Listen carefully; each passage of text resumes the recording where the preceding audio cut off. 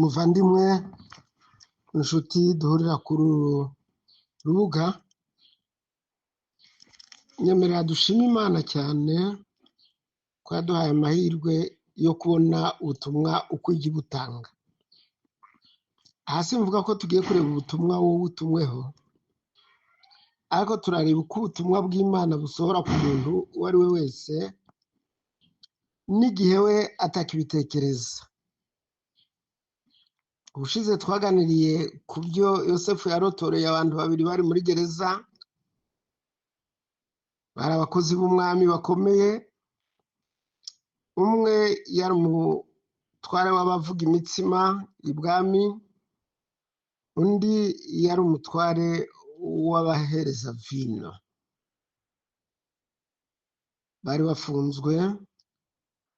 Yosefu asanga binjiriwe bababaye, ababajije bamubwira ko hari inzozi barose zikaba zabateye impungenge. Yarabasobanuriye, kandi bukeye nyuma y'iminsi 3 ibyo yababwiye niko byagenze. Umuvuzi w'imitsima yaciwe umutwe, naho umuhereza wa vino asubira mu nshingano ze. Icyakora Yosefu yaramubwiye ati, nyabuna nugera ibwami uzanyibuke. Ntabwo nzi impamvu atamwibutse, nawe ntiwazimenya, ariko tugenekereje twasanga atarabashaka kubwira umwami ibyamubayeho byose igihe yari muri gereza, ngo ahari adakangura uburakari bw'umwami, cyangwa se akavuga ati amahirwe yari ayanjye uwo nawe azirwarize. Ntacyo namenya, nawe ntacyo wabivugaho. Reka dusome igice cya 41. Noneho turaza kureba cyo kuko ari kirekire, turakigeza ku murongo wa 36 gusa. Imyaka 2 ishize, Farawo arota ahagaze iruhande rw'uruzi. Mu ruzi havamo inka ndwi z'igikundiro zibyibushye zirishiriza mu rufunzo. Izindi nka ndwi z'umwaku zinanutse zirazikurikira ziva mu ruzi, zihagararana na za zindi ku nkombe y'uruzi. Za nka z'umwaku zinanutse zirya za zindi z'igikundiro zibyibushye uko ari 7. Farawo aribambura, arongera aribikira, arota inzozi za kabiri, ngo amahundo 7 ahunze neza ameze ku giti kimwe, maze andi mahundo 7 y'iminambe yumishijwe n'umuyaga uva iburasirazuba akurikiraho aramera. Ayo mahundo y'iminambe amira ya mahundo ahunze atsibaze uko ari 7. Farawo aribambura, amenya ko ari inzozi. Mu gitondo ahagarika umutima, ahamagaza abakonikoni ba Egiputa bose n'abanyabwenge baho bose. Farawo abarotorera inzozi ze, ntiyagira ubasha kuzimusobanurira. Maze umuhereza wa vino mukuru abwira Farawo ati, uyu munsi ndakwibutsa ibyaha byanjye. Farawo yarakariye abagaragu be, andindishiriza mu nzu y'umutware w'abamurinda, ye n'umuvuzi w'imitsima mukuru. Turotera ijoro rimwe twembi, turota inzozi zisobanurwa ukubiri. Twari kumwe n'umuhungu w'umuheburayo, umugurano w'umutware w'abakurinda, tumurotorera inzozi zacu, arazidusobanurira, asobanurira umuntu wese nk'uko inzozi ze ziri, kandi uko yadusobanuriye niko byasohoye. Farawo yansubije mu butware bwanjye, wa wundi aramumanika. Farawo ahamagaza Yosefu, bamuhura mu nzu y'imbohe, ariyogoshesha, yambara indi myenda, yinjira aho Farawo ari. Farawo abwira Yosefu ati, narose, none ntawashobora kuzisobanura. Numvise bavuga yuko ubasha gusobanura inzozi bakurotoreye. Yosefu asubiza Farawo ati, sijye, Imana niyo iri busubize Farawo amagambo y'amahoro. Farawo abwira Yosefu ati, narose mpagaze ku ruzi, havamo inka ndwi zibyibushye z'igikundiro zirishiriza mu rufunzo, maze zikurikirwa n'izindi nka ndwi zizamuka zonze ari umwaku, ziranutse cyane. Sinari nabona inka mbi nk'izo mu gihugu cya Egiputa hose. Izo nka zinanutse z'umwaku zirya za nka zabanje uko ari indwi. Zimaze kuzirya, ntawamenya yuko ziziriye, ziguma kuba umwaku nk'ubwa mbere. Nuko ndakanguka, kandi ndota ngo amahundo 7 atsibaze meza ameze ku giti kimwe, maze andi mahundo 7 yumye y'iminambe yumishijwe n'umuyaga w'iburasirazuba akurikiraho aramera. Ayo mahundo y'iminambe amira ya mahundo meza uko ari 7. Nzirotorera abakonikoni, ntiyagira ubasha kuzinsobanurira. Yosefu abwira Farawo ati, izo nzozi za Farawo ni zimwe. Ibyo Imana igiye gukora yabibwiye Farawo. Za nka ndwi nziza ni imyaka 7, na ya mahundo 7 meza ni imyaka 7. Inzozi ni zimwe. Na za nka zinanutse z'umwaku zazikurikiye ni imyaka 7, na ya mahundo 7 y'imishishi yumishijwe n'umuyaga uva iburasirazuba, nayo ni imyaka 7. Izaba imyaka 7 y'inzara. Icyo ni cyo nabwiye Farawo nti, ibyo Imana igiye gukora yabibwiye Farawo. Hazaza imyaka 7 y'uburumbuke bwinshi mu gihugu cya Egiputa cyose, hanyuma hazakurikiraho imyaka 7 ubwo burumbuke bwose bwibagirane mu gihugu cya Egiputa. Inzara izamara igihugu. Uburumbuke bwe kwibukwa kubw'inzara ibukurikiye, kuko izaba nyinshi cyane. Kandi cyatumye izo nzozi zibonekera Farawo kabiri, niko ibyo byakomejwe n'Imana, kandi izabisohoza vuba. Nuko Farawo nashake umuntu w'umunyabwenge w'umuhanga, amuhe ubutware bw'igihugu cya Egiputa. Farawo ashyireho abahunikisha, ahunikishe igice cya 5 cy'ubutaka bwa Egiputa mu myaka y'uburumbuke uko ari 7. Bateranye ibihunikwa by'iyo myaka myiza igiye gutaha, bahunike mu gihugu imyaka y'impeke izatunga abantu, itegekwe na Farawo, bayirinde. Kandi ibyo bihunikwa bizabera igihugu ibibikiwe imyaka 7. Inzara izatera mu gihugu cya Egiputa, igihugu cye kumarwa n'inzara. Noneho rero reka turebe icyo izi nzozi zamariye Yosefu gusa, nicyo ndi bubone. Icya mbere, Yosefu yari yaribagiranye. Reka tunasubire inyuma gatoya turebe yagurishijwe kugira ngo atazigera aba umutware wa bene Yakobo.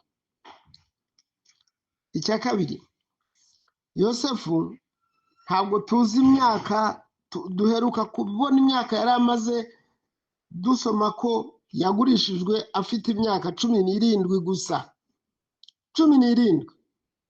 Hanyuma ntabwo tuzi imyaka yamaze akora kwa Potifaro, ntabwo tuzi n'imyaka yari amaze muri gereza ubwo bariya abagabo barotaga.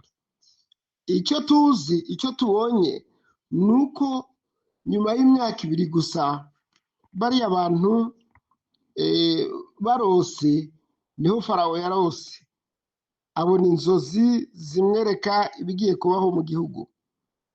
Ntawabashije kubimusobanurira, ariko muri make yarose imyaka 7 y'uburumbuke, igihugu gikungahaye, amatungo abyibushye, ibigega byuzuye. Ariko imyaka yagombaga gukurikirwa n'indi myaka 7 y'umwaka, imyaka y'inzara. Ariko Imana itanga inama ibinyujije muri Yosefu. Inama yari iyi: nibahingishe mu gihugu cyose. Dutekereze ku bintu byitwa demografi. Misiri ni igihugu kinini, ariko icyo gihe abantu ntibari benshi, bagombaga guhinga ahantu hanini cyane. Noneho 1/5 cy'umusaruro wa buri muturage bigahunikwa mu bihunikwa by'umwami byari bikwirakwiye hose mu gihugu, kandi bikaba ari byo biba garanti yuko nyuma y'imyaka 7 ubwo inzara izaza, abantu bose bazabona ibyo kurya, nta muntu n'umwe mu gihugu uzicwa n'inzara. Ariko Imana yari ifite indi gahunda. Nuko rero Yosefu atanga inama yemerwa n'umwami, kandi inama yari nziza kuko yari y'ubwiteganirize. Inshuti, tekereza kuva muri gereza akaba ari wowe urangwa wenyine kubasha kugira icyo umarira umwami, wowe wenyine. Abakonikoni, babandi basenga ibigirwamana, abasengaga izuba, dore ko mu Misiri bari bafite ikigirwamana cyitwa Amora, cyari ikigirwamana cy'izuba.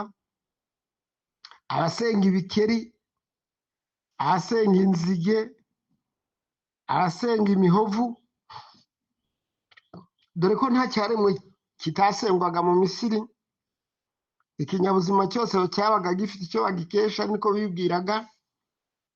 Ariko Yosefu usenga Imana yo mu ijuru niyo Imana yakoresheje kugira ngo yereke Farawo ibigiye kubaho mu gihugu. Tekereza, aba ari wowe uha umutwe w'amagambo iki cyigisho twize. Mbese wakwibuka umurongo uvuga ngo Uwiteka ari kumwe na Yosefu? Uwiteka yari kumwe na Yosefu.